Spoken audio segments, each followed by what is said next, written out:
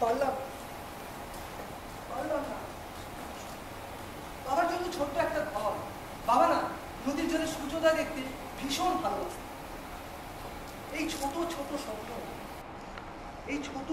স্বপ্ন স্বপ্ন করে মানুষ যদি বেঁচে থাকতে চাইতো, রাস্তায় নামতে পারতো, তাহলে না দেশটার চেহারাটাই বদলে যেত। ওই কবি বলেছেন না, ভারত আবার জগত সভায় শ্রেষ্ঠ আসন। চুপ করো সব, লজ্জা করে না?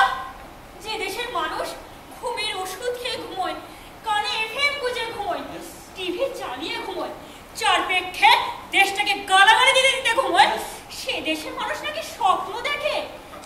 সে দেশের মানুষ দেখতে পারে? বলো সে দেশের মানুষ স্বপ্ন দেখে?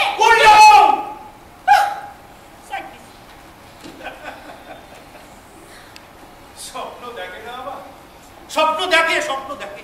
হ্যাঁ, তবে কিছু লিমিটেশন আছে। হ্যাঁ, যেমন ধরো প্রেম, বিয়ে, বাচ্চা, বাড়ি, গাড়ি, আর শেষ জীবনে স্বচ্ছন্দে চলার মতন সামান্য কিছু ব্যাংক ব্যালেন্স। এই স্বপ্নগুলো কিন্তু মানুষ ছাড়া ডেফিনেটলি দেখে। রতিনদা, তুমি টিভি দেখো? হ্যাঁ, দেখি। রাজুদা, টিভি দেখেন? দেখি। অনুরাগ, তুমি টিভি দেখো?